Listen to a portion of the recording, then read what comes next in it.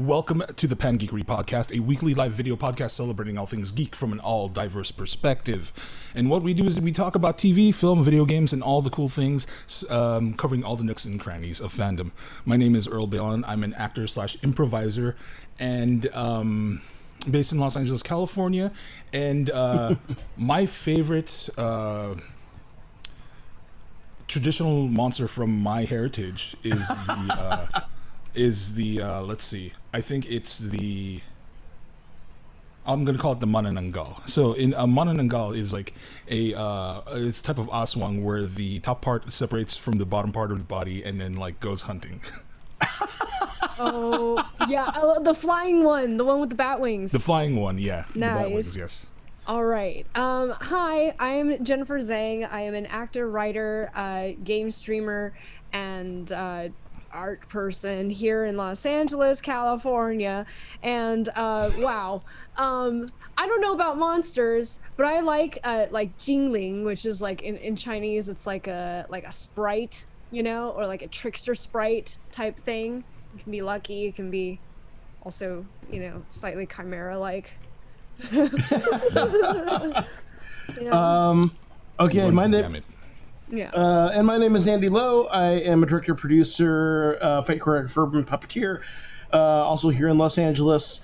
I don't know what it's called, but I'm going to call it a specific character from the old Chinese ghost story film, from like the late mid 90s, and it was like this tree demon that ate people and had this like ridiculously long tongue.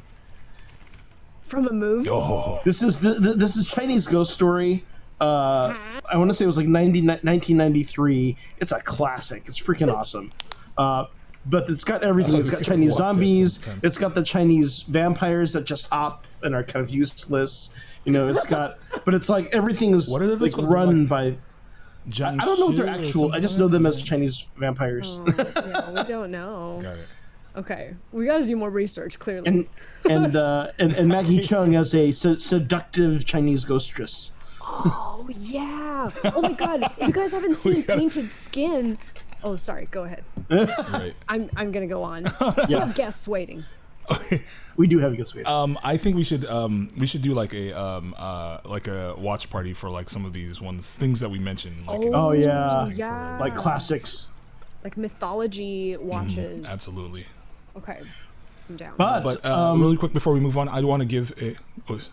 Sorry. go ahead, Andy. Go ahead. No, you go. I want to give a quick shout out to Digital Click, our digital marketing partner. Thank you for making us look snazzy with all these cool graphics. Shout out to everybody in the chat right now. Ang for an on log ride. Digital Click, hey, what's up? Mrs. K. May, how you doing? Thank you for hanging out. We will get to you or your messages as soon as we can. First of all, let's talk about what we're talking about today. Again, this is Trese week here at the Geekish Network. We have a lot of, if you don't know, Trese is a new animated series that dropped on Netflix this past weekend that deals with Filipino folklore and basically a paranormal investigator in Alexander Trese. And it's a 6-part series, and yeah, it is new and everybody is talking about it, so we are having a week celebrating it. I do play a role in episode 5 of Trese. I'm not going to say who because I would like y'all to find out, but every day this week when we've got guests from the cast and crew of Trese. Today we have Dee Dee Magno Hall, who is from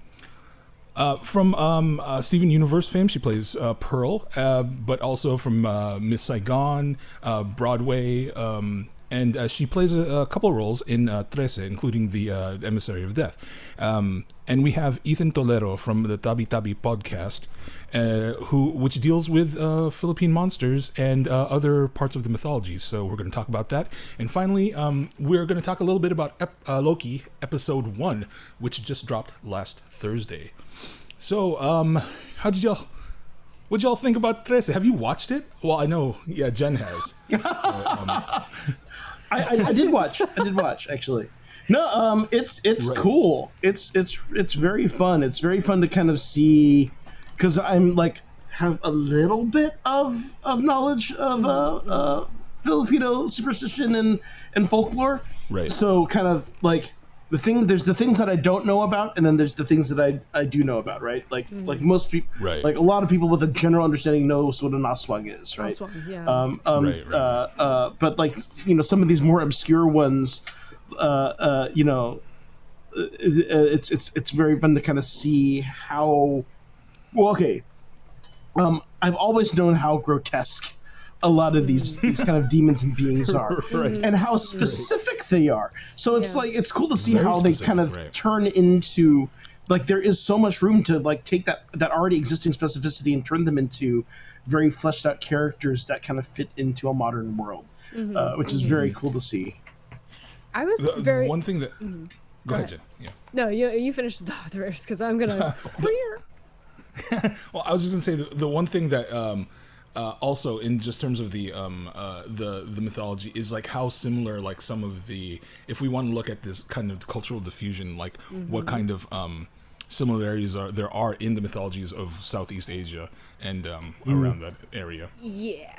I wasn't even going to limit it to that, but like, you know, like the gamer and geek brain of mine basically started making associations between like various stories, you know? And the thing that called to mind the most was The Witcher, which I am wearing right now. Oh. There's a lot of Witcher There's stuff. a lot of Witcher stuff. Like you would not expect, or maybe you would, you know, like that a lot of the Hikikomori? mythos like seems like it comes from like a very similar place, right? Like almost like in lieu with like religion of just like Right. the I fear think of it curses is. or like fear of superstitions, you know? Like the thing that stuck out to me the most was the what the shit is it called? The Chanak, the Chanak, baby yeah. demon, right? Like in Witcher 3, there's a botchling, which is basically like a demonic, like unborn fetus who is unwanted by its mother and therefore seeks revenge by killing mother-like hosts. Which is actually closer to the like the off series description of a Chanak. Yes, yes. Which, you know, which is brilliant because it's like the stories themselves, like, which is a lesson I learned from Witcher, the stories of the monsters themselves already lend to backstories in the world, you know? So now, like, you see, like, a lot of monsters at play, and it's just about, like, tying it all together. And, like, Trese herself is a detective, you know what I mean? She is like, putting the pieces together, and she's part of this grand plan in a much more personal way than she initially thought. Right. So, yeah. Really quick, thank you, Jimmy, for the biddies, for the 100 biddies. Woot woot. Nice. Yay. I do want to, and it's crazy that we're talking about this because one of the interesting things I think about Jen's point is that we have Poland, right, which is where the Witcher is from, and we have the Philippines, both bastions of the Catholic Church, and whatever their pain. Yeah. Try wearing a corset. So I mean, there's that parallel, and like whatever attitudes or like social norms might come from a culture that is intertwined with the church. Big brain energy. Kind of I know. Yeah. But yeah, it was super fun to work on. I am so grateful to be able to work on the project. Shout out to Eric Bauza, who actually referred me to this. No way, Eric Bauza, the voice of Bugs Bunny and a lot of the Looney Tunes currently right now. Yes. So he referred me to the project, and I sent in auditions, and they cast me as who they did because I'm not saying. Now, were you in session on your own doing stuff, or did they have any kind of group recordings at all for you? This was all solo. So I actually ran into Rodney Toe like in the waiting room, but we were working together. So like, hey man. I know. I was like, hey man, you're working on this too. That's great. Yeah. I was gonna say, because I mean, you look through that cast list. It's like, I mean, it's like every Filipino actor. Every Filipino actor. It's like, oh, I know them too. Did you want like I know them too. Like, oh, do you want another one? Okay. Like, every time I went into a session, like it was always somebody new I learned. Like maybe. Like the second time around, when we went in for ADR, I was like, "Oh, you got Darren, Chris, and Dude, I'm Phyllis on this." And then I found out they were working with Leslie Ann too, who was part of Room to Improv. And I was like, Leslie Ann's on this? And I texted her. I'm like, hey, we're working on the thing. So yeah, it's like they were just like, hey, Filipinos, come. Dante Bosco's in it for Dante's in it. Dante's in it. I didn't know about Dante. John Briones. Without Dante Bosco. Complete without Dante. Dee Dee, who is our guest. Yes. We're about to bring her on in a little bit. But yeah, Darren Criss, a lot of people, Eric Bazo, like we mentioned, Liza John Briones, Soprano like I for the said. John Filipino Briones. language version, and Shade Mitchell for the English language version for Trese.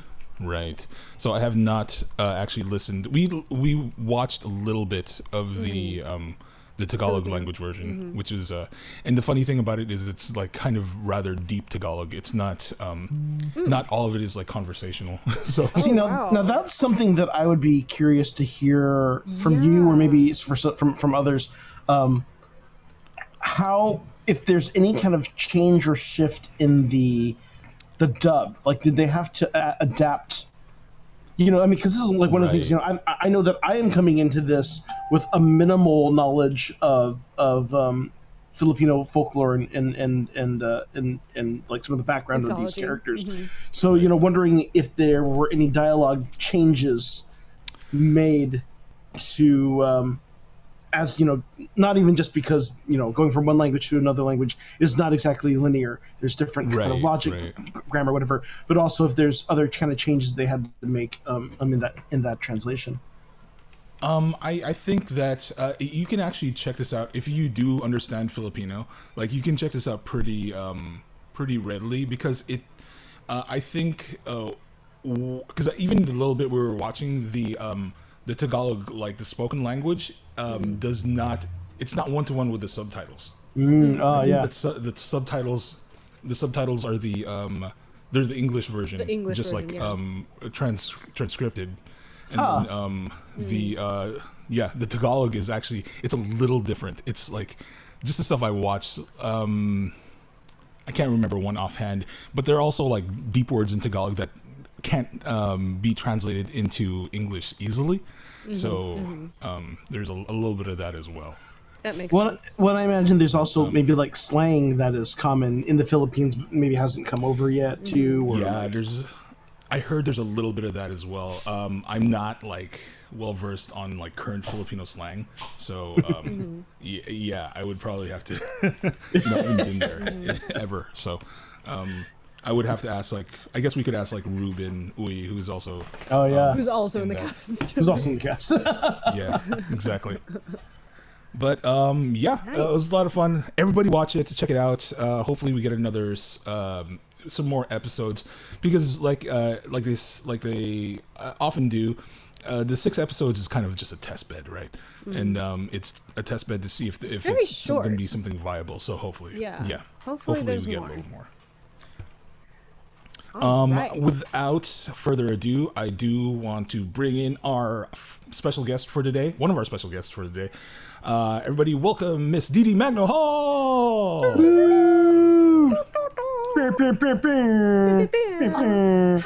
Dee. Hey, Dee. Hey, Dee Dee. Guys, Long time no see. I know, right? How you doing? We did a panel on Saturday. Oh, you Oh, no way. did. Yeah, for Philippine Independence Day. Oh man, right on. Oh my gosh, you guys! I was just watching on my phone. You guys, live. I don't do Twitch, so I don't know much about it, you know. But I guess I got behind because I was like, oh wait, they're calling me. Oh my gosh, I gotta. There's a bit of a delay, so it's Oh, like a little 5-10 bit. seconds. Yeah. Yeah. Okay. All right. How is it? How's everybody? And all right, how are you doing? Doing as well as we can. How are you? Yeah, good. I just dressed my booth. I like the flower. I like the little flower going. Oh, yeah. I got a cheeseburger backpack. Very good. I put this jacket out because it kind of has the same colors as the Filipino flag. Oh, It's a Steven Universe jacket, but I was like, oh, okay. Let's look I for was it. like, that star looks very Steven Universe, and you have Pearl behind you, right? I do. Pearl's just hanging out. There we go. Thank you so much for being here. Oh yeah, yes, Andy. Thank you for reaching out to me like this weekend. What you doing Monday? Yeah, Have you had a chance? I guess to, I'm talking to you. Have you had a chance to watch Trese yet? In fact, I was listening to you guys talk about it and the Philippine folklore and stuff. This past, was it Saturday? I think it was Saturday.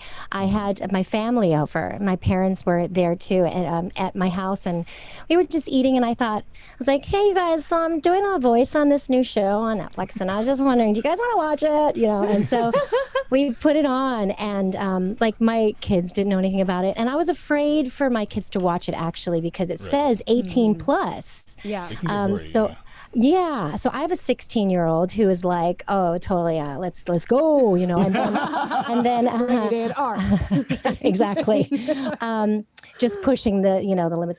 But my 9-year-old, he brought down his big brother's computer so that he could like watch YouTube videos that were more age appropriate. But because he didn't want to be upstairs by himself, because he knew that Trece was kind of like a scary kind of show. So he didn't want to watch it, but he kind of he didn't want to be left out. So he ended up sitting right next to me. And I was like, it's just a TV show. It's just a TV. It's just folklore. It's not real. You know, like I had to keep talking to him through it, but we only watched one episode. Yeah. because I couldn't put him through anymore. I was just like, okay, I'll just watch.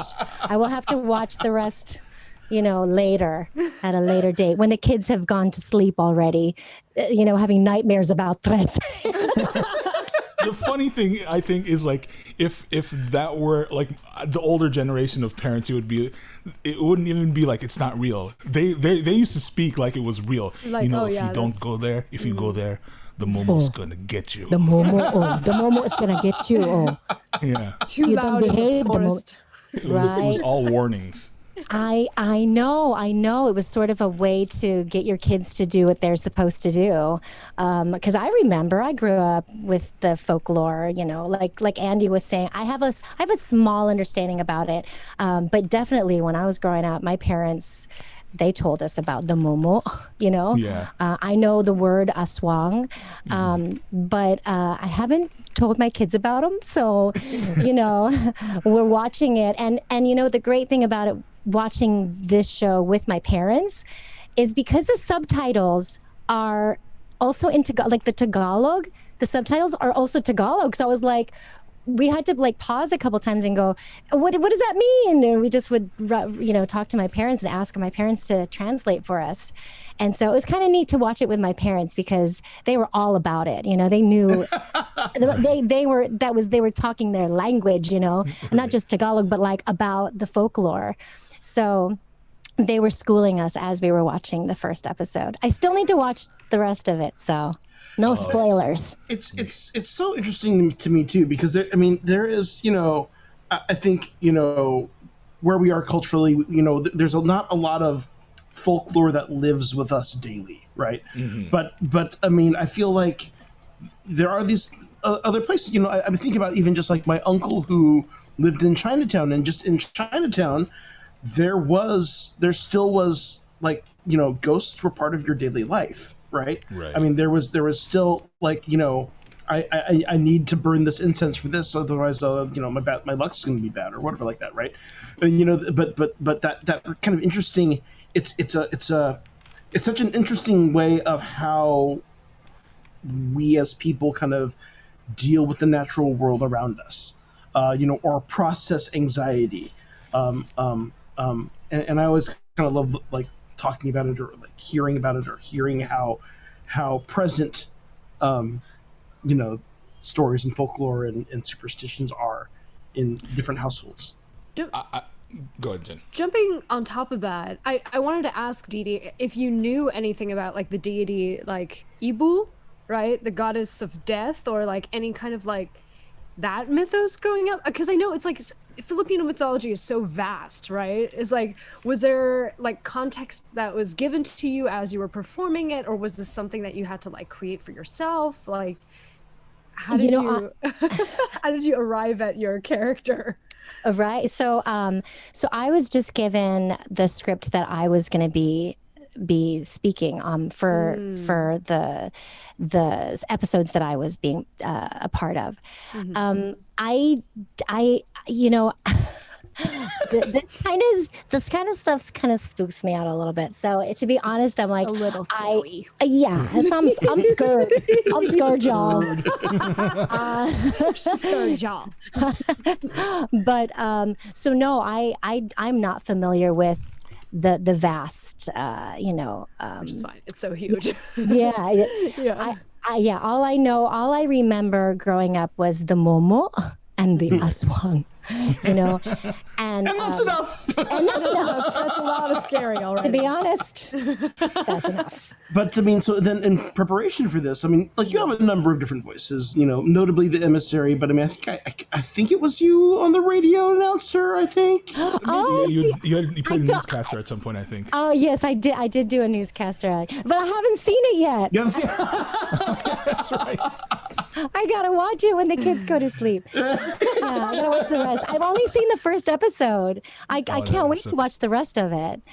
But yes, I did do a few. There was a person who was helping me with dialect and with the Tagalog, the little Tagalog that I did say, and then also with an accent, because of course, I know my mom's accent and my aunties, my titas, but I just wanted it to be as authentic as possible, and so I just had a lot of fun. I had a lot of fun, and it's very different from Pearl.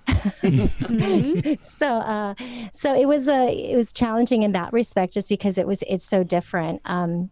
But yeah, I'm interested to see, how it all plays out. If we can hopefully get another season. I can't wait to see the cosplay. There's so much being pumped out right now. Oh my gosh, it's amazing how quick everybody is with the art, the fan art too. But I'm just blown away by the response, the amazing response from not just the Filipino community, but just everybody. Is just they love anime, the anime. It's so cool. Now, And I feel so grateful to be part of it. let me ask you both. This is actually for both Dee Dee and Earl. But in terms of how rare it is to call upon your kind of Filipino American experience for a role in voiceover, I know that Steven Universe did kind of reference some Tagalog, right? A few times, but Well, they were the first I had ever seen acknowledge Philippine culture with the character Lars, who actually baked an ube roll on one of the episodes. It was really cool. Like it took you down the process of baking an ube roll, and from that, a lot of people have taken that and made it themselves, and kind of researched more about what an ube roll was, and it was just really cool. And then I remember one year at at San Diego Comic-Con when they filmed it was Estelle's song, and I'm stronger than you, so they were in the audio, they were outside, and they had a bunch of people in the music video, and they all had like planted little signs that, with stronger than you, love, and Steven Universe, things like that. And there was one stick that had an ube roll on it. And I could see like random people like holding up this little ube roll, and I thought that is cool. That was so cool. And I just thought that's pretty neat. That's pretty neat. That's super cool. Yeah. I know people are going to ask this. So how did you become associated with Trese? How did you get on the project? It was an audition. It was just like one of the thousands of auditions that I auditioned for, and I knew that it was specifically for a Filipino project. So I just was trying to do the best I could, like I try to do with all of the auditions, obviously, but like I was like, oh, please, please, please, and I was praying about it, and so when it happened, I couldn't be more thrilled to be part of it. Of course, you sign those NDAs and you can't talk about it. But then I was doing a show at Iso's Players, and John Briones was in the dressing room, and he was like, "Oh, are you doing that?" And I was like, "I don't know. Are you doing that?" I thought we were not supposed to. And then I remember at one of my sessions, I also ran into Rodney Toe. Did you really? We took Start a selfie. Yeah, called Running Into Rodney. Exactly. I hope to run into Rodney all the time. All the time. But we took a selfie. What's that? Sorry. The funny thing is, I hadn't seen Rodney in many years prior to that, because we both were in the sketch comedy circles back in the day. So he was with he was doing stuff with OPM, I think, and then I was with my troupe, and so when we walked into the room, it was a little bit like, hey, I know you from way back, and then we kind of, I think that was the first time we met in person. Yeah. No, Rodney and I, we've known each other for many years. We have lots of a lot of the same circle of friends. But I saw him. We took a selfie together, but we couldn't talk about how we were seen together. And then at that same session, I remember just passing through, saying hello to the executive, the team, the creative team. And as I was walking out, I saw Darren Chris's headshot or something. I don't know if it was a headshot or it was his name though, and I was like, "Ooh." It's pretty cool. It's just it's an incredible family of people, a lot of people who I know through just circle of friends, and but it's just an amazing community to be a part of, and I don't know, just the support has been so wonderful. Absolutely. I really hope you all get a post-COVID cast party or something. I know. For the entire Filipino cast, Yeah. I feel like it needs to happen. It's Can you gotta imagine happen. that room? It's gonna be so Filipino. It's going to be so Filipino. It's The gonna show's be already so Filipino. Raucously loud in there. Everyone's coming karaoke. late and bringing a shit ton of Karaoke. food. Sorry. It's gonna be like a set of Easter Sunday right now, which looks amazing. By the way, I know. We're gonna break out the karaoke machine after. right? There's gonna be a pig for no reason, just cause. Right. Just cause. Now, Yes. Dee Dee, I know you're a mother, and do you pass along any special Filipino traditions to your children that you're fond of that you'd be willing to share? Well, apart from Filipino foods and removing your shoes before you come into the house, and what else? Just respecting your elders, and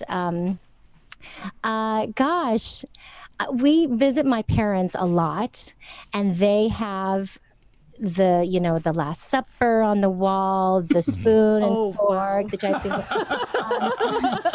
I grew up learning some Filipino traditional Filipino dances, which my kids are, they're how do I say this? I mean, they're all about the video games right now, but I think that I need to do a little bit more research too, just to engage them in just culture. Because I was also born here. I was born in the States and grew up in the States, and my parents did not speak to me in Tagalog growing up. And they say it's my fault, but I'm like, if I didn't have a choice, always say that. We're supposed to just spontaneously evolve language in my head. Right, exactly. Just teach us. Just teach us. But I learned a lot of Tagalog working on Miss Saigon, and so because when I did the show. Exactly. That other Filipino show. No. Yeah, you know. But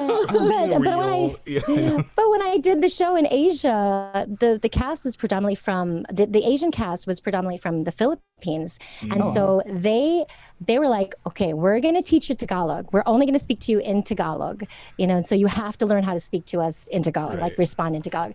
So it became more Taglish, but I learned a lot from them and some other friends in New York who spoke Tagalog. So I love it. And my parents get a kick out of every time I try to speak Tagalog to them. And then they make fun of you? Do they make fun of you afterwards? I don't know if that's just my parents. I think they're just happy that I'm like attempting to try it. They're like, oh, how cute. That's how it is. It's like, oh, cute. Listen to your gringo slang. That's what it's like.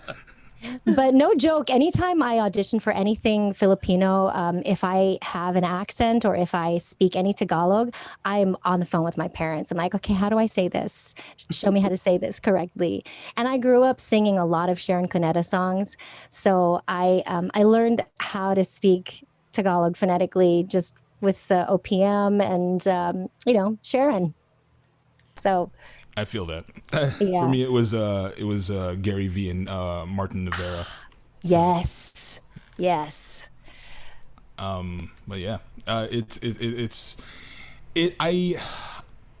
don't know about you, but like I watching. Oh gosh, you haven't watched like all of it yet, but even watching the first episode, I felt this kind of interesting like upwelling of pride just watching it, because I'm like, holy shit, everybody's gonna know the stories that I grew up with all of a sudden, and it's kind of exciting, and people are going to start appreciating it as well. So I'm also very grateful to be on this project, and I can't wait to see what happens with it. Yeah, I want to watch the rest of it with my parents, because I think that they were truly interested in this. I mean, I don't know that they've seen all of the episodes of Steven Universe, but I think they're going to want to watch the whole thing. I don't know. I have a feeling. Well, the way through.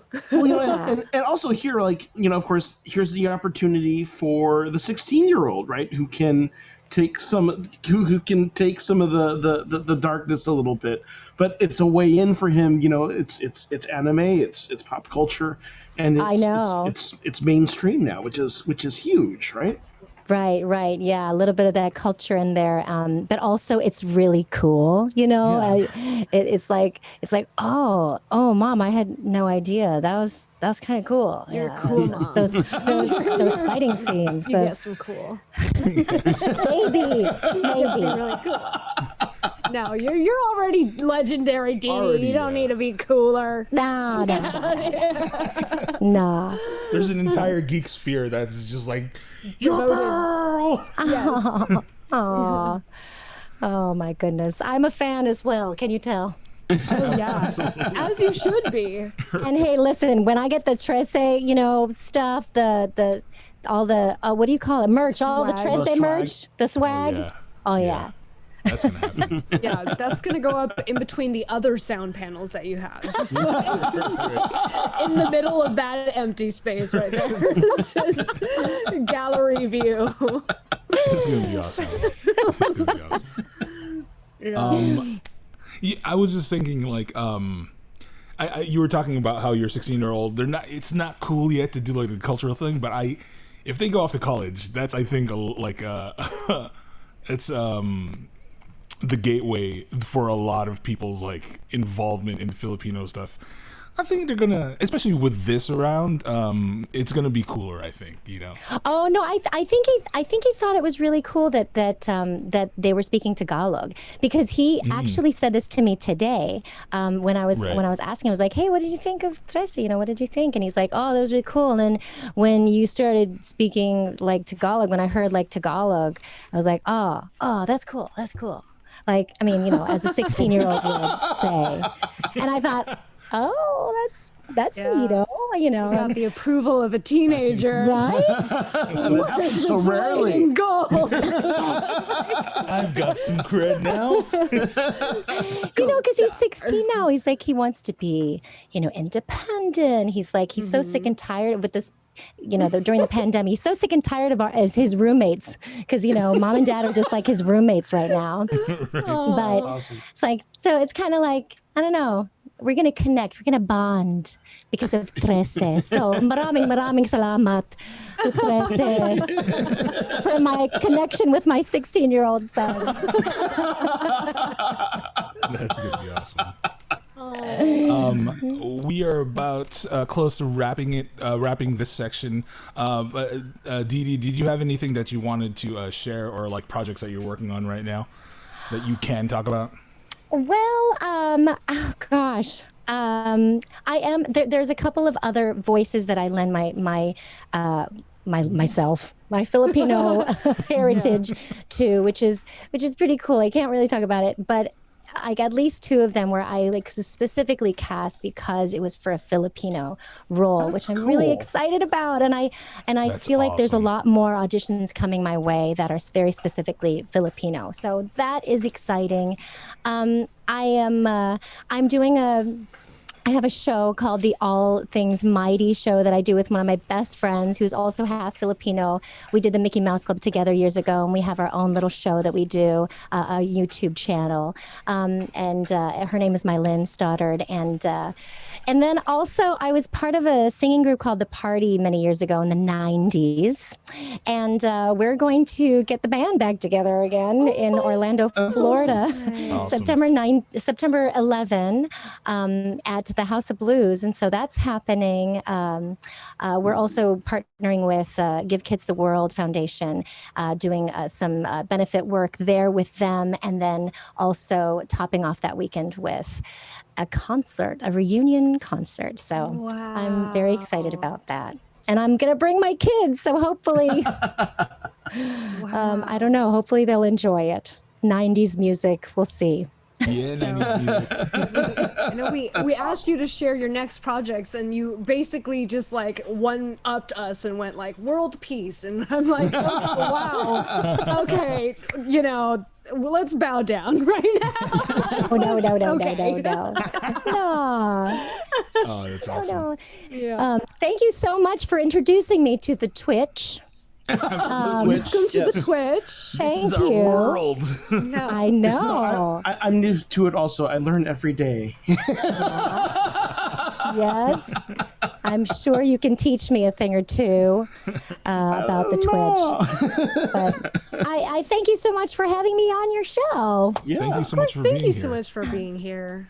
Thank It's been a you. pleasure. Let us know when some of those other projects come up, and maybe we'll have you back. Oh, Yeah. yes. Absolutely. Thanks, guys. Thanks, Dee Dee. Thanks, Dee Dee. Thanks. Do I just leave now? I don't know how this works. I just think go? you can just leave. do we go? Yeah, I think you can just So I log don't out. know. Bye, guys. God bless you guys. Thanks. Have a good night. Bye. Have a good night. Bye. Bye. Oh man, Zoom conversations. Am I I know. right? It's No, you funny. leave. No, you leave.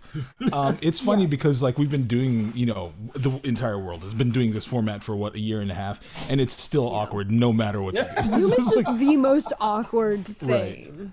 It's like You get the can't- semblance of life by looking at somebody's face, right. but like it's not the same as It's not actually quite. interacting. It is one step beneath the Max Headroom reality that you and I, Earl, were told of in our youth was coming. Max Headroom.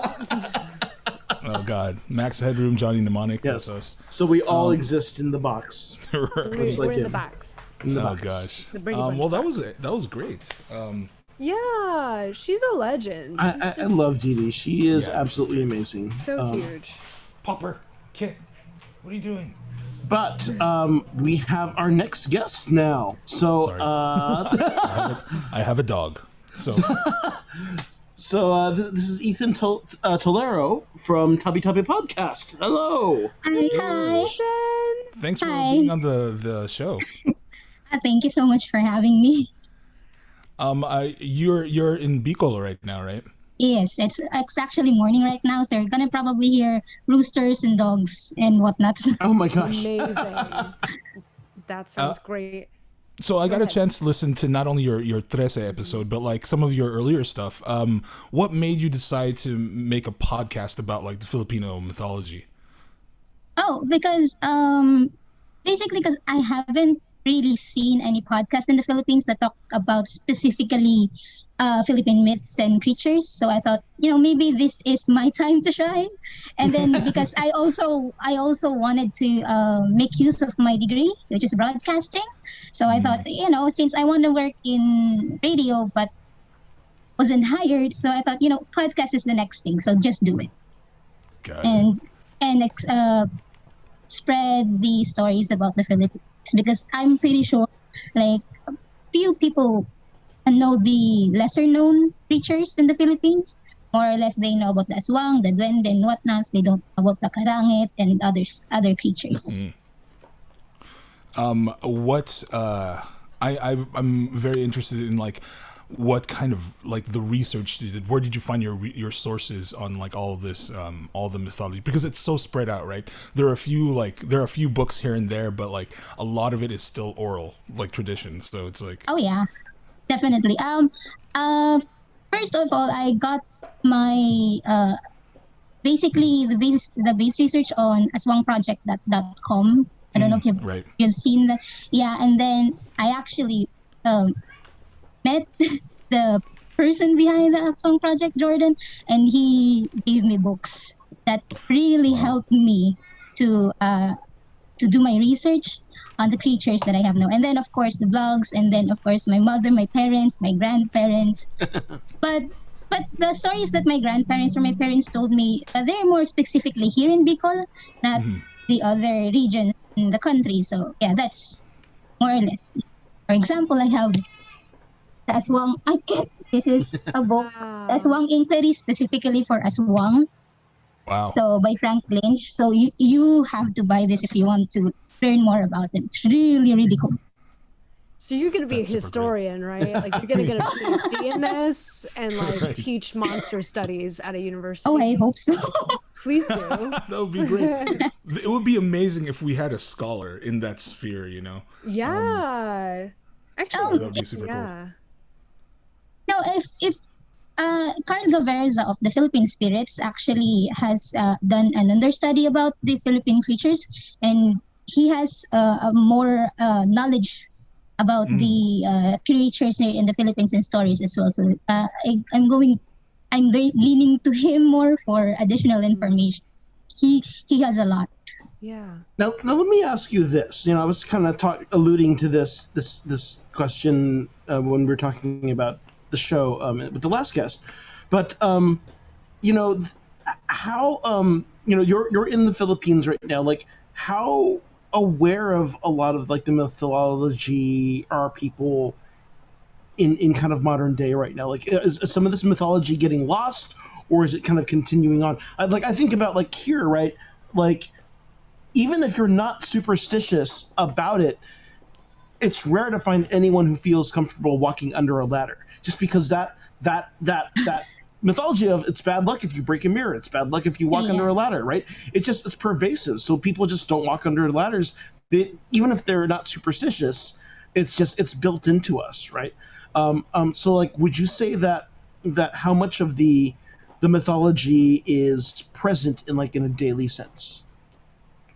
Oh, for me, because I live in the province, it's always there. Especially when I go to my grandmother's house, then there's like a termite mound, and so whenever I see that, I always say "Tabi Tabi po." I'm always like, because I'm scared. I don't want what's happened to my brother happen to me, so I'm really scared about that. I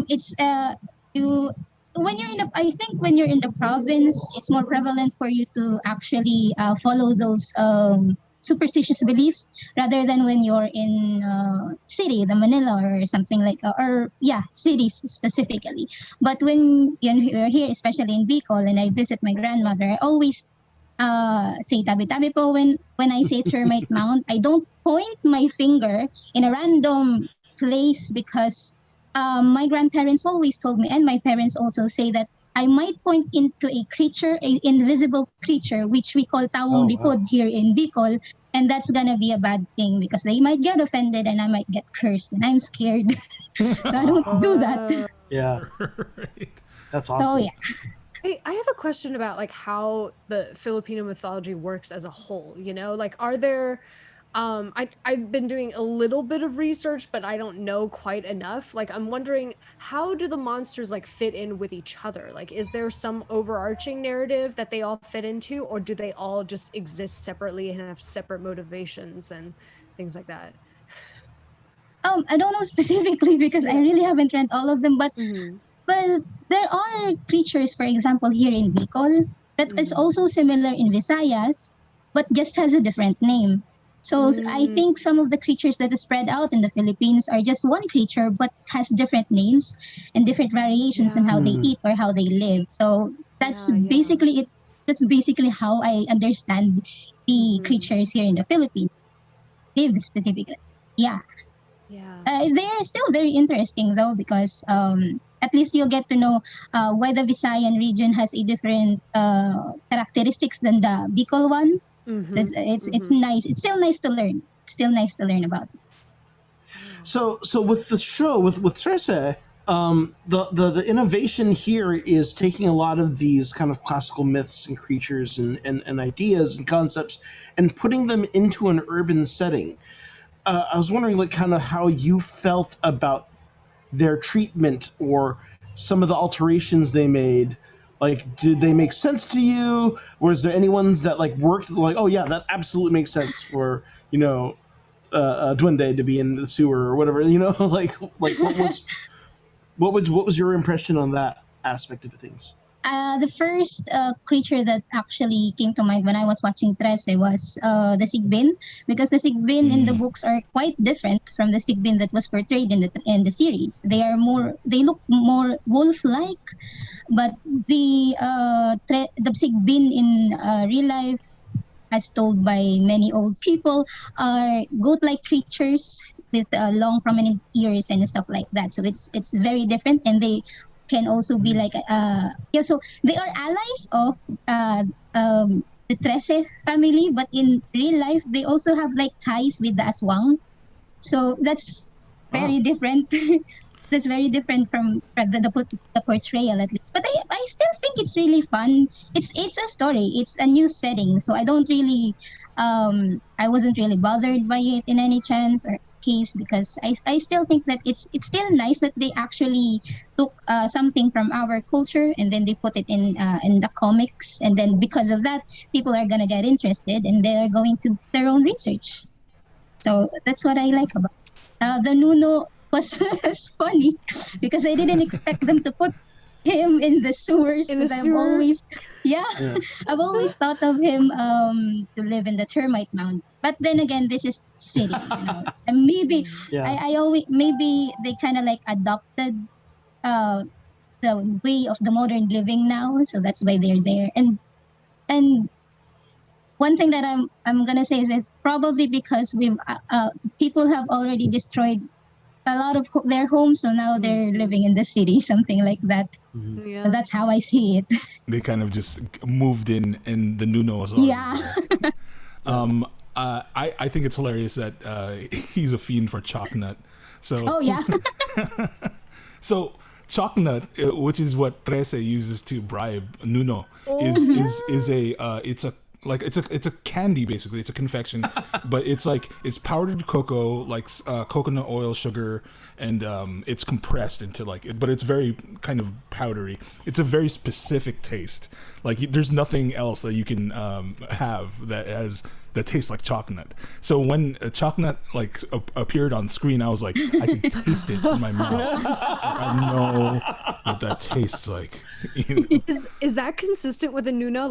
I know you mentioned in your podcast that you have to, for certain ones, you have to offer a sacrifice to gain their favor or something like that. But is in Trese, is the chalknut that Nuno's favorite thing and therefore the best sacrifice to give them, or can they be bribed in other ways? For example, let's say you offended the Nuno. They say that the only person who can help you with that is either the albularyo or the babaylan, but in our case, it's gonna be the albularyo, basically like a quack doctor or something. Nope, I'm sorry, that's not that's not right. Some sort of healer, I think. Oh gosh, but then he's going to determine what happened to you by gonna tell you a story about what happened to my brother. Yeah, My absolutely. brother, That's fascinating. my brother threw a rock in an abandoned house. An abandoned house in my grandparents, where my grandparents lived. And then when my brother threw a rock, nothing happened at first. So we were playing. It was 5 in the afternoon. By 6 a.m. we had to go. By 6 p.m. we had to go back to the house because we're gonna eat and stuff like that. When dinner time, my brother's been feeling really bad. He started vomiting, some scratching in the body. Something happened. Oh my gosh. Of course, we were like, oh my god, what happened to him? Why are you not eating this food? This is your favorite. Then my grandfather called an albularyo, and then when the albularyo came, he had a plate. He had a specific oil, and then he put 3 crosses. He called a what again? Albularyo. What Kind of is like that? a faith healer. Kind of like a healer. Oh wow. Okay, cool. The person who talks to specifically like helps you undo a witch's curse. And Something like that. And did your grandfather kind of sense something was off? Like how did he come to the decision? Yeah, Wow. because there's some kind of like boiling.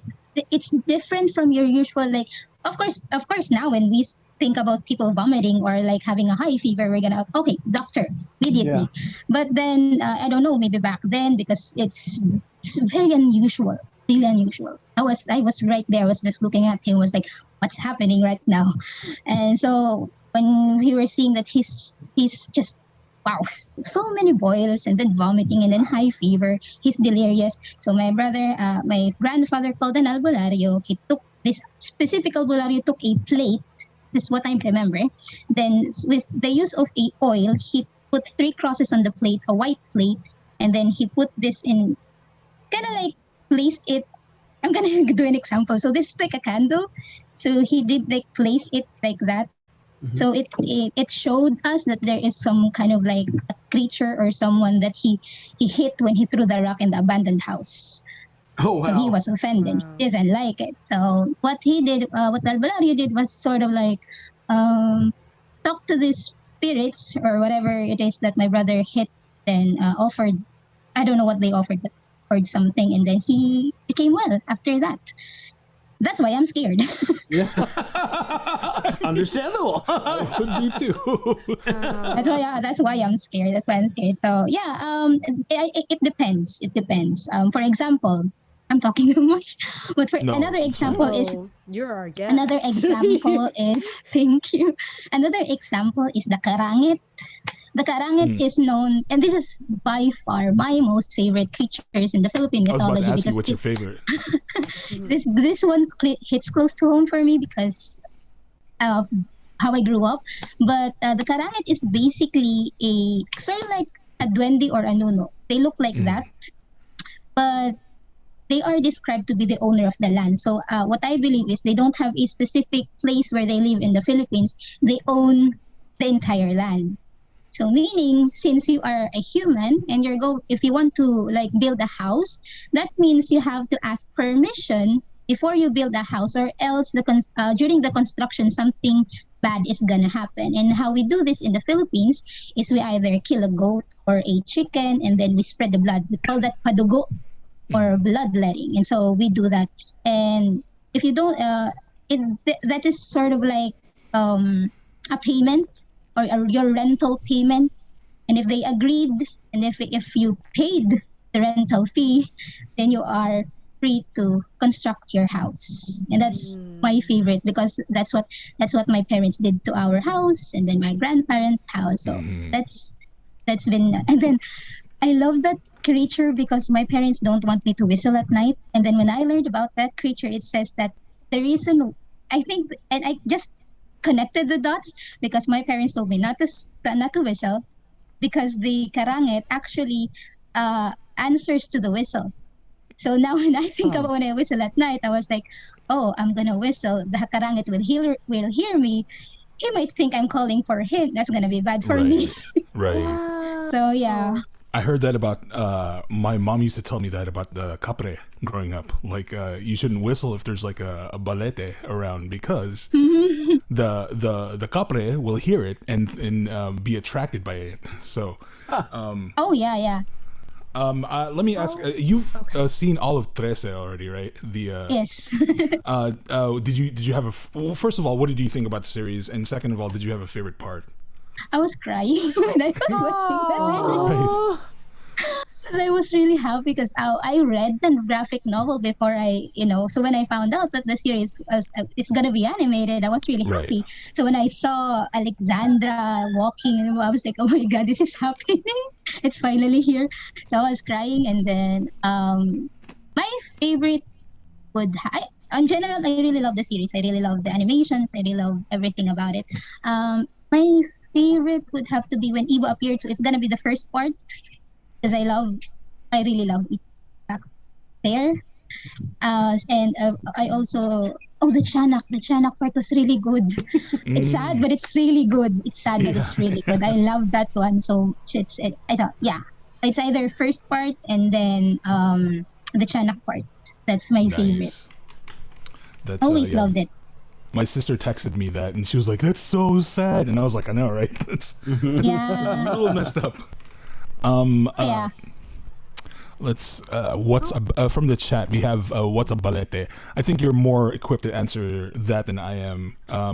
Even I was also going to ask about the balete and how often you see them, or like how populous is it? You know, like is it a very common tree, or is it very rare to see? It's very popular here in the Philippines, the balete tree, but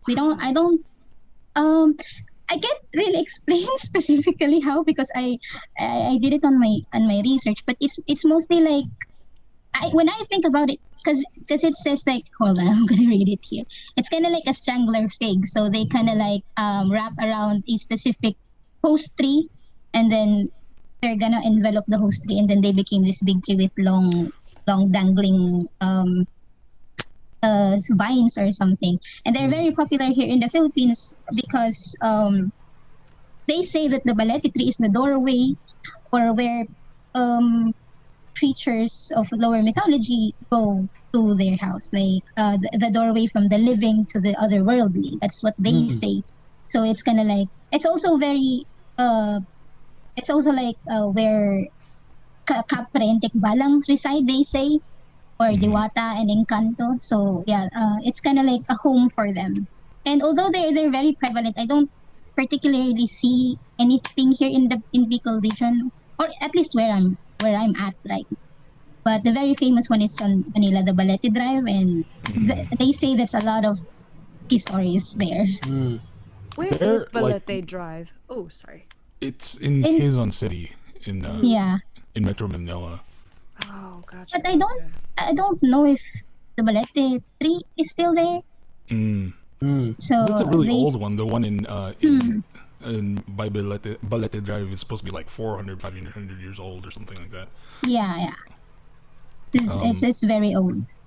They're definitely a sight to see, even through pictures. It's kind of amazing to see how much just like mass there is in the balete tree, because I didn't realize it until Ethan was saying, but like it's the balete is like actually 3 or 4 different species of ficus possibly, and like what creates the balete part of it is the vines. So it's like the they're a saprophyte, right? They're a parasitic. Or they're kind of right.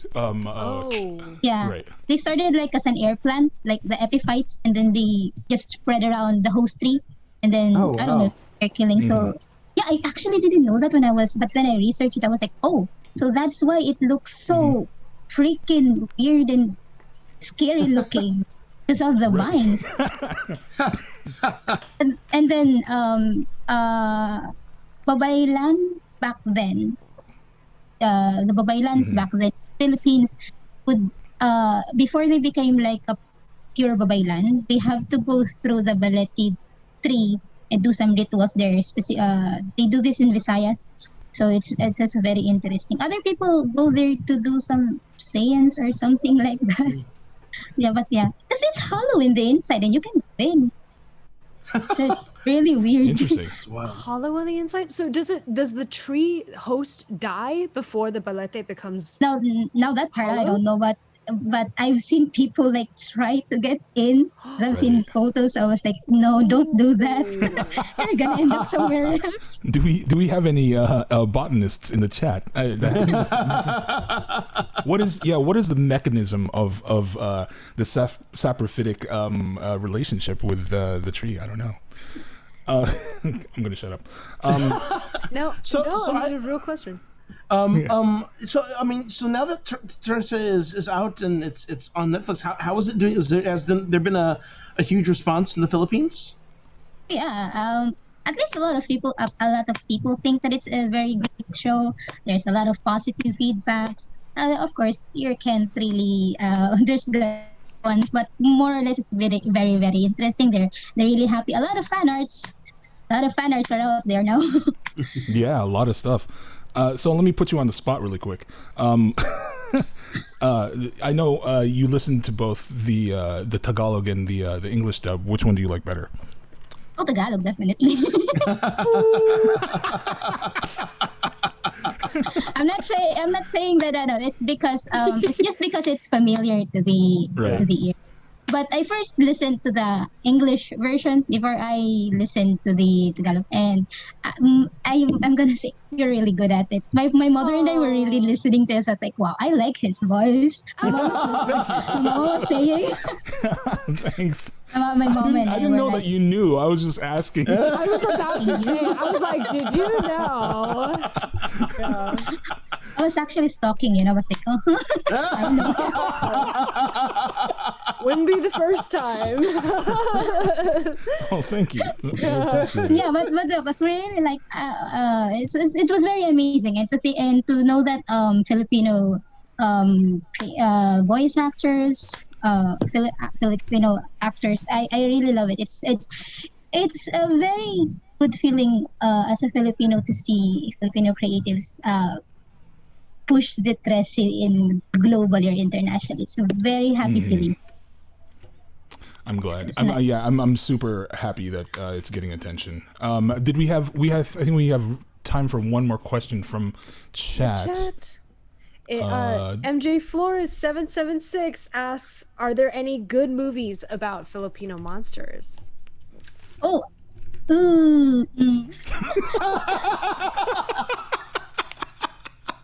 there's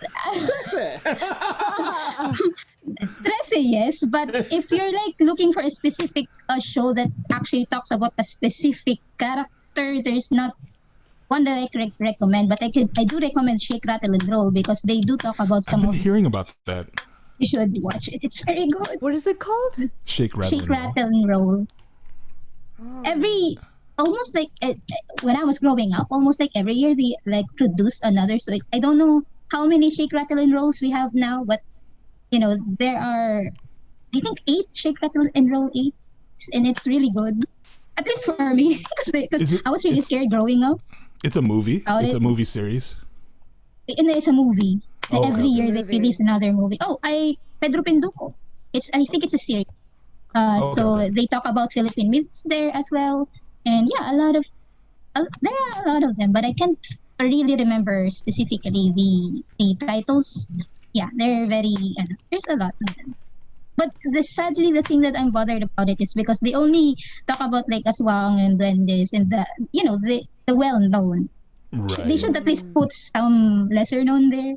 But I can't blame them because research is kind of hard back then, I guess. It's hard. Yeah. Even now, people are like trying. There's so many Phil-Ams here trying to write a story about like Filipino folklore, but like the resources are so they're so bare. There's not a lot, especially available here. So Yeah. it's definitely it's amazing to see something like Trese come to the forefront, so people will have further resources to do the research. I think it's pretty awesome. Ethan, thank you so much for being here. Do you how do people find Tabi Tabi podcast? Oh, you can look for my podcast on Spotify or Apple Podcasts or wherever you listen to podcasts. You can listen to me there.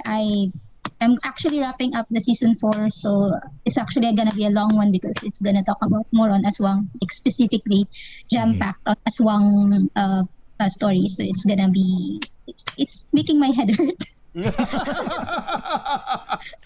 The research is making my head hurt, but yeah, you can also look. You can also follow me on Instagram and on Facebook. It's same name, Tabi Tabi Podcast.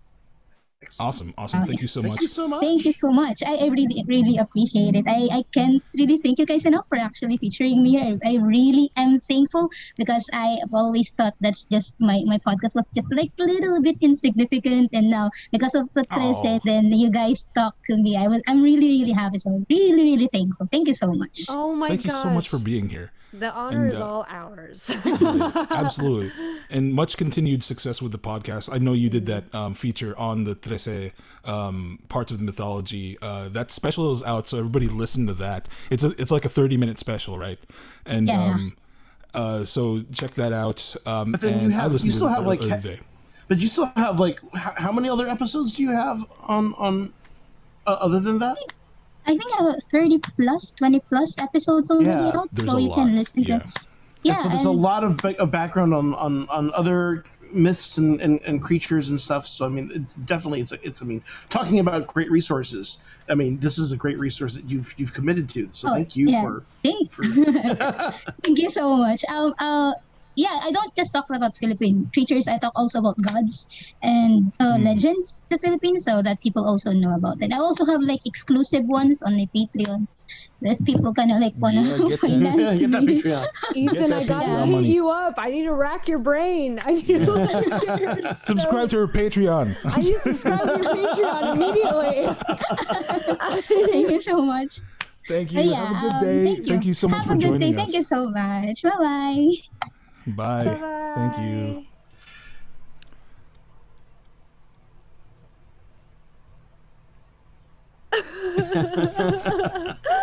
Oh my god, I thought you froze for a second, Earl. I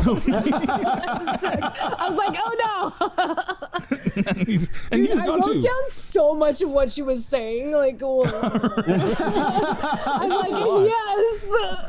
Yo, if you even listen to her the Trese special, she cites did, yeah. several books that like I've come across in my own stuff, like my own research, and Yeah. like the ones that she brings up, they're the ones that people Legit? like recommend over and over again. So Wait, I mean, they're, what you are know, they? I need to figure it out. there's one There's a bunch. called I mean, 'cause she goes through Filipino every- Lore Mythology. There's one called Philippine Lore Mythology. Then she has ones on the gods specifically. I can bring it up. The author, their name is, I saved it to my Amazon wish list. But I mean, while you're searching that, I mean, I also listened to the podcast. It's great. I mean, it's very in depth. It's so and she literally kind of goes through every creature or reference through the whole season. So it's like, I mean, talk about like DVD special features here. know, This is yeah. kind of an opportunity for you to kind of deepen your watch of the show through her podcast. Right. I would actually say you could like Author is Maximo D. Ramos, Maximo D. Ramos. Okay. Wonderful. and he has a collection of books. It looks Okay. like. Nice. But No, I'm gonna we read. have an Archipelago affiliate link. Do we have a link for that, Rod? We have a link. It's in the doc. Okay. One Yes, second. it's I'll I see it. So what is All Archipelago? right. So actually, Archipelago Books is a bookstore that's in the Bay Area. They do specialize in Philippine like authors and Philippine authors. I actually got my copy of Trese from this bookstore. They're currently sold out of of the Trese books, but do check in soon if you are still looking for a copy, and they should have copies soon. But and check out the rest of their catalog. They 30 copies soon. And support small independent bookstores. Nice. But thanks, folks. Without further, does anybody have anything else they want to say about like Trese? Because I know that was a lot of information. We're good. I think I'm absorbing. Okay. This is kind of I loved listening to her talk about this, right? Yeah. This is actually, and this is the conversation that Jen and I were having the other night.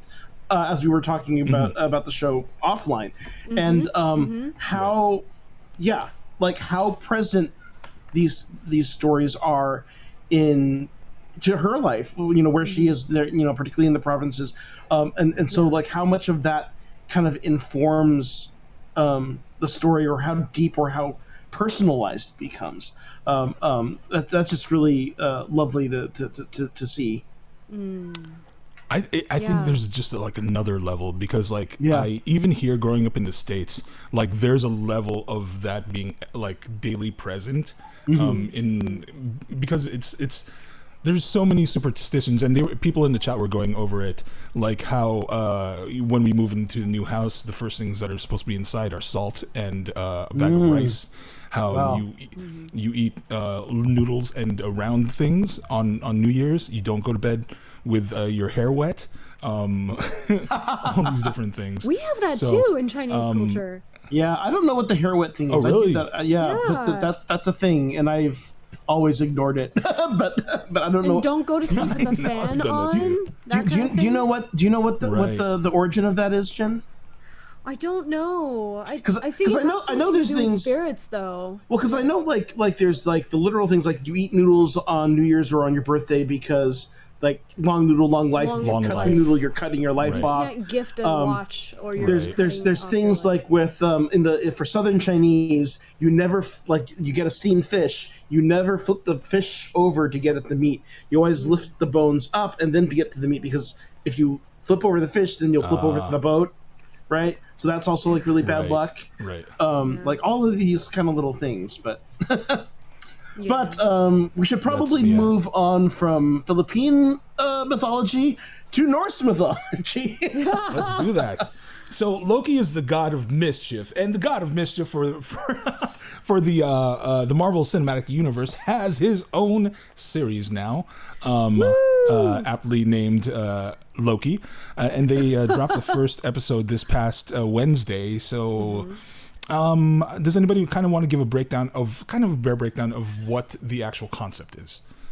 Okay, I'll take a shot. Basically, it picks up right where we leave the Loki character from Endgame. This is a variant Loki, not the Loki that died trying to protect and buy time for Thor in the opening 10 minutes. This is the Loki who basically at the end of the Battle of New York, basically the end of the first Avengers film, sees the Hulk come crashing through the stairs, going, "Too many stairs!" And at the same time as Ant-Man and a disguised Tony Stark are trying to get at the Tesseract, he manages to just steal away with it by pure serendipity. And we discover that he escapes away to, I think, was it like Tibet or something like that?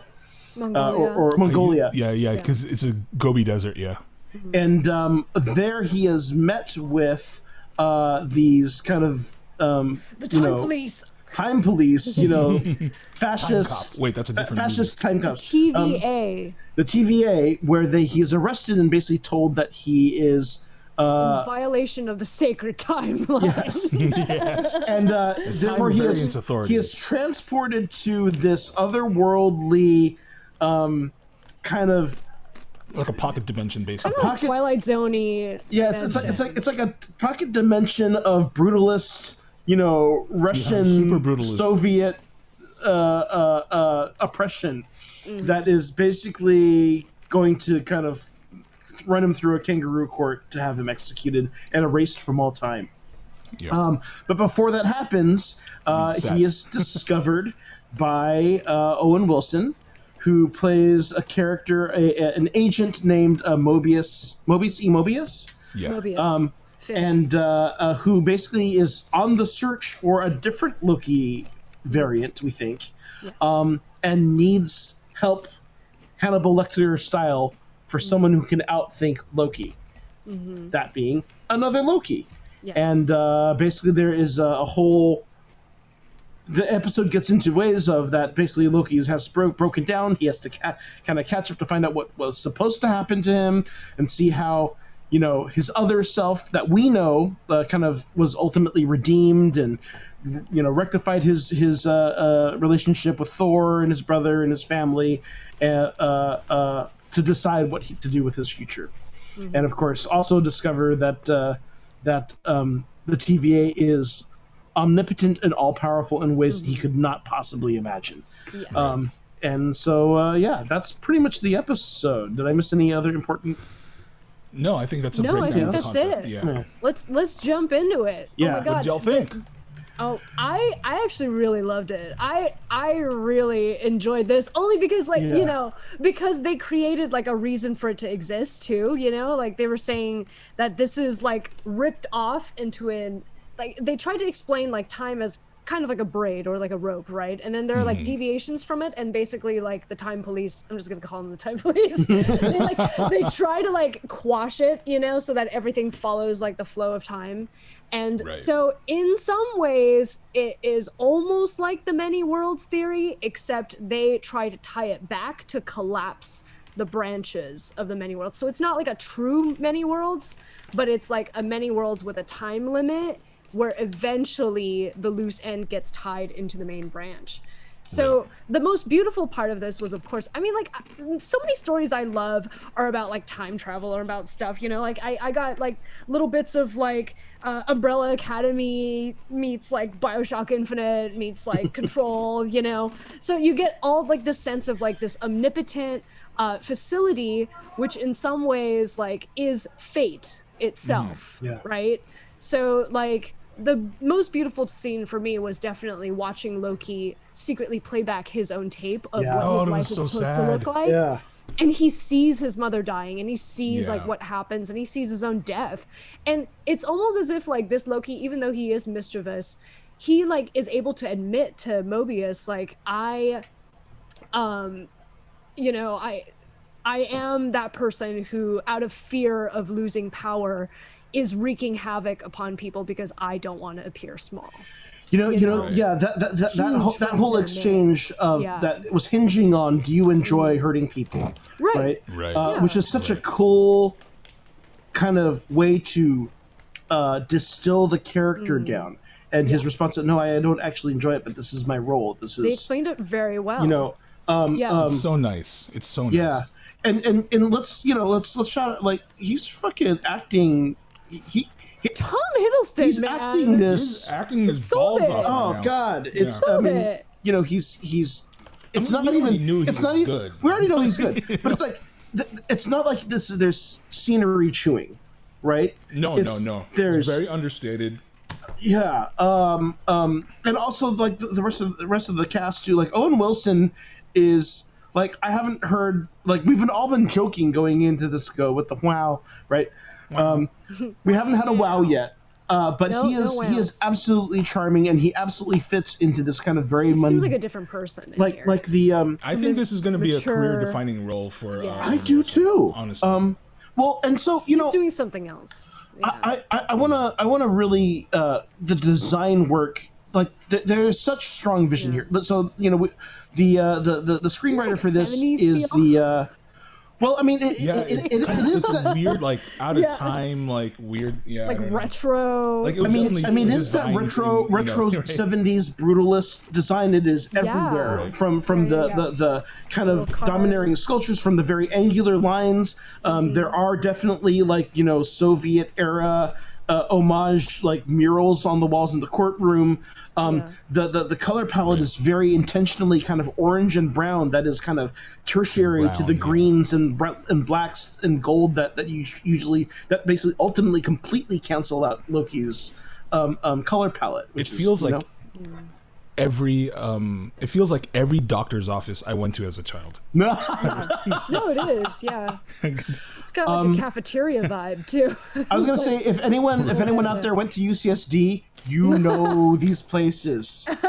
Oh my God, it's like There's a couple of places on Irvine's campus the same way, I guess. Like,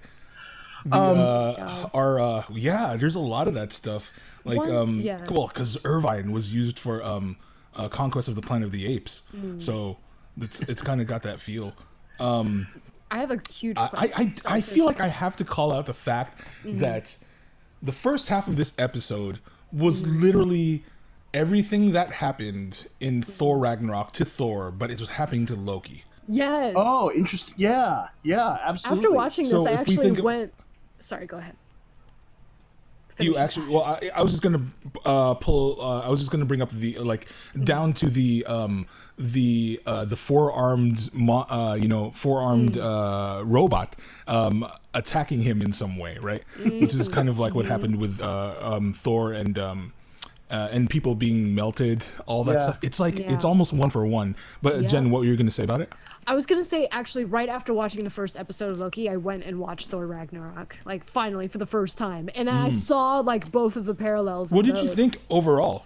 I thought it was great overall. Like it was a very well wrapped up movie. You know, I feel like Taika Waititi is very good at like creating one theme and then like making that like the overarching thing. Right. You know, so it was very like complete from like start to finish. And like I do feel like they were playing on that because I feel like they were trying to at least this variant of Loki is very sympathetic to his brother's actual motivations or to like his family's loyalties, you know, and feels a lot of remorse. Like you could sense from his performance too that he feels a lot of remorse and conflict with like who he's trying to be versus like who he's fated to be, you know. And that's like the tragedy of his character is that like, you know, he knows he's a piece of shit and he can't do anything about it. He has to, in fact, like the right way to go about it is to go back to, you know, and Mobius was saying this too, of just like, you exist to bring out the goodness in other people. Yeah. You know? Which is kind of a sad realization, right? It is. Because as you know, as people who are self-realized, right? You in your head, at least, you know, this is what I've been always thinking about. You're the hero of your own story, right? You're the hero of your own individual story. And here's Loki, not just who is told he's not the hero of his own story. He's a god that has lived for 1,000 years, and this is the day he learns that he's a bit villain. player in a bigger story. Yeah. That's so sad. And also that he's, I mean, it's also not, cool. he's not even the villain, right? It's like to that idea of you're disposable. You exist so others can excel. Yes. Right. Right. That like is that's so... Talk about ingratiating on his ego. Yeah. but it's beautiful all the same, it's right? great. I mean, it's It's absolutely an amazing just thought. Yeah. Yeah. Big cheeseburger question. Big cheeseburger. Do you think that this variant coming to grips with realizations about his life and such in some ways Changes. alters the fabric and paves the way for variant Loki that is currently setting fire to other worlds? Well, okay, so here's the question though, right? So we get a little tease at the end. Are we worried about? We're probably not worried about spoilers. Possible spoiler. No. So Everybody in the chat has worried about spoilers. You shouldn't be. Go away. We love you. We love you. Sorry. We love you. Go away. So this episode ends with seeing like the mysterious other evil variant, basically killing off a whole group of Team of TVA TVA. soldiers Time and cops. steals the time grenade that they use Right. to Reset. time. Yeah. And so, which brings to question a number of things. One, we have all of this, again, like all the imagery, all the statues, everything about the TVA that is kind of fishy, right? Like, we don't really know why they're protecting the sacred timeline. Right. There's all the brutalist imagery. There's a kind of totalitarian fascism evoked. It's from being how- evoked. Yeah, exactly. Yeah. It absolutely or is. even just all the bureaucracy of it all. It's like you're Right. getting the sense that the TVA is not necessarily altruistic or neutral.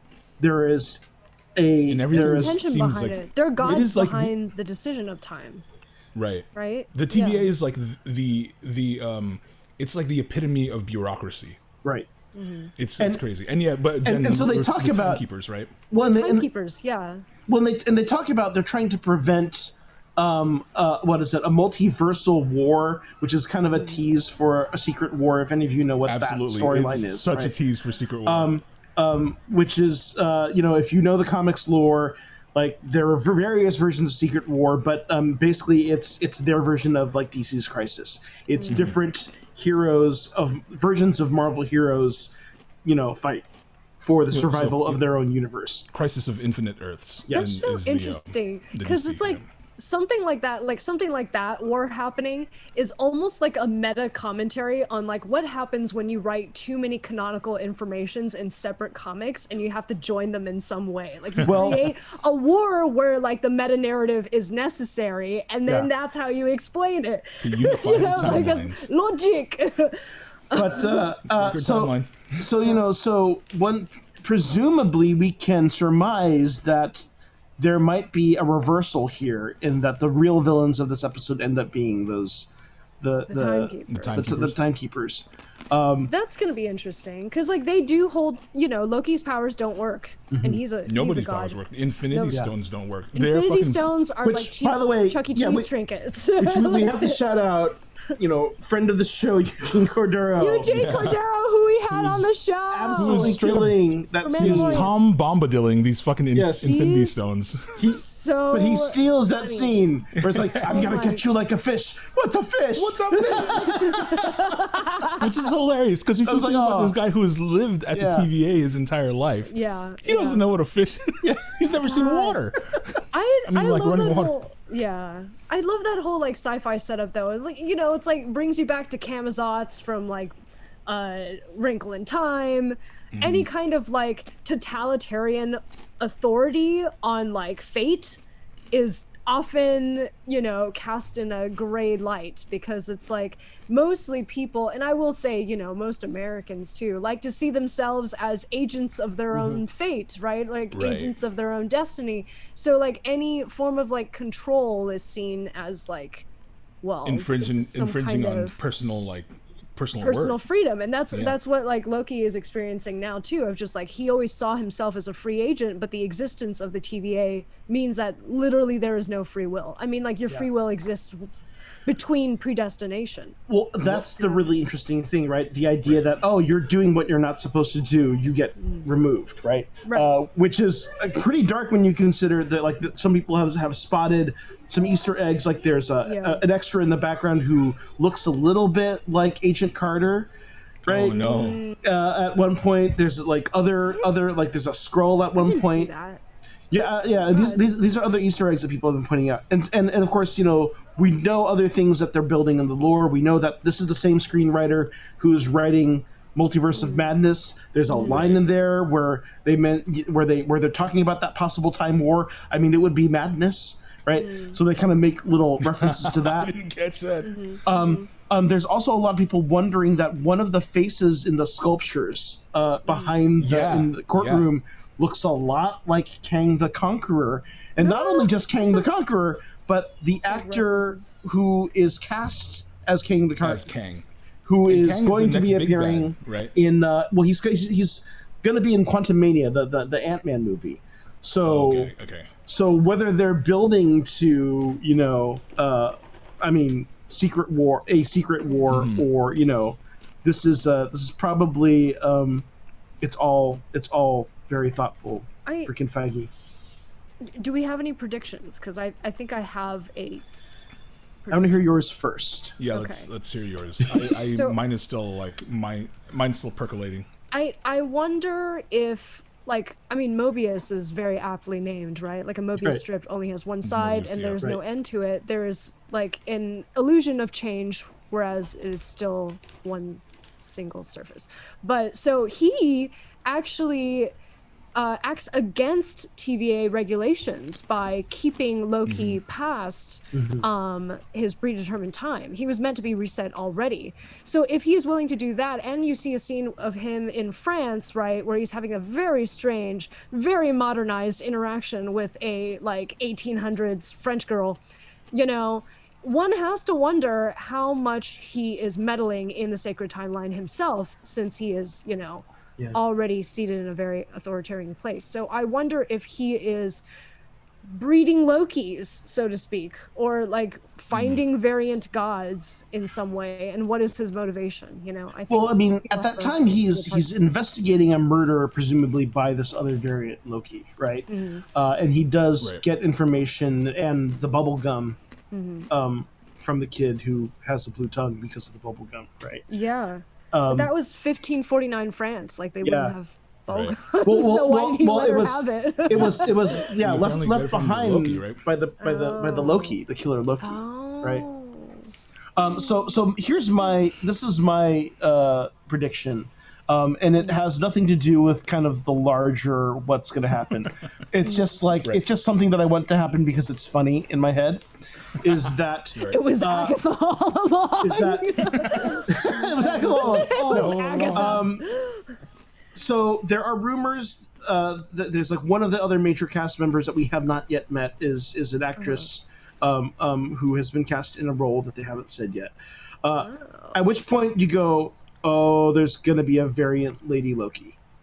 At which point you go, interesting. If you were wanted to create a romantic character for Loki, who would that character have to be?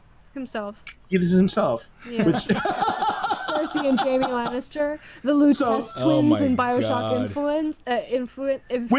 Why don't I keep saying Influence?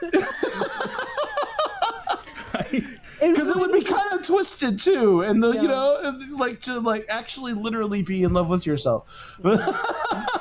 And I think they've talked about like confirming Loki as pansexual in this Oh, really? in this series. I think I've read something about that. He does seem very fluid. I mean, I can see that. he's the god of Right. mischief. Yeah. Like, what is he being tied down to?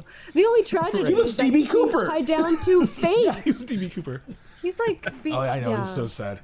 I don't have a huge speculation. I have a tendency to sit here and wait, and if I don't think about it a lot, I want to see where the ride takes me. But like, I think there are a lot of different possibilities here, and just pulling from the Marvel Legendarium, it's like it could be literally anything. And if we're talking Secret Wars, it's going to be the High Evolutionary, right? And if we're talking Possibly Kang. I mean, Kang, and there's still the overflow from WandaVision, Mephisto. Everybody's still throwing that out. So there's You're Mephisto. I'm Mephisto. There's a slew of like multi-dimensional, like cosmic level beings that this could be, and I'm honestly great. I don't mind if it's any of them. I have a favorite. I mean, yeah. I want to see the Living Tribunal. That's all I want to see. Well, and this is the thing. A lot of people have been kind of like frustrated with WandaVision and Falcon and Winter Soldier, feeling like the end point of the stories didn't have much impact on the overall overarching Marvel It's hard story. because they're so street level, right, compared to this stuff. Well, I mean, WandaVision in theory could have, right? Right. Right. But this definitely looks like it's going to have larger impacts. I hope so. I think that's like so. Geekish Network. I was thinking about Beyonder as well. Anyways. But yeah, I think we're going to actually wrap it up for the night. We talked about a lot tonight, so There's a lot going on. There's a lot, and That we'll was be many back. things. Yeah, they'll be back. Well, again, we are starting off. This is the start of Trese week here on the Geekish Network. So we're going to have Trese themed guests. Tomorrow's Pots and PanGeekery is going to be all Filipino food, and we're going to have Trese themed menus. menu items. So come check that out tomorrow. We're going to be at a special location that is different from Kiosk Kitchen. So that's going to be that. We have check out our schedule and our socials where we'll inform you who's actually going to be on the shows this week. Thank you everybody for hanging out in chat. Geekish Network, MJ Flores, Ang Fernal, Fred Fraser, what's up? Jeremy Germ, 33, Miss K May, Terrabuns. All right, folks, that is it for today. We will be here back again 8 p.m. on Mondays, same bat time, same bat channel. And let's raid. I don't know where we're raiding now, but Who are we rating? Do you know what you're talking about on Pod Squadron this week, Andy? Yeah, actually. So we'll probably have a Trese guest as well. Right. We don't know who that is yet. We'll let you know. But we are also bringing back Howard Ho once again for another Music of Star Wars segment, and in honor of In the Heights. See, there's so much going on this week. But in honor of In the Heights, he is going to look at the long legacy of Cantina songs in Star Wars, and particularly there are 2 Cantina songs that Lin-Manuel contributed. So, Really? so we'll look at that evolution of Cantina songs. Nice. All right. And then, of gonna course, next week here we're going to be talking E3 stuff, right? Oh, I've heard of that. That's like a video game thing. Yeah, some little thing. All right. So thank you everybody for hanging out today. It's been a lot of fun. Hopefully everybody learned a little bit about something.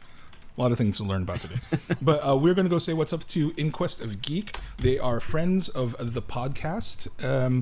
But we will see you in 7 days. Everybody take care. Be safe. Check out our schedule down there. A lot of different shows.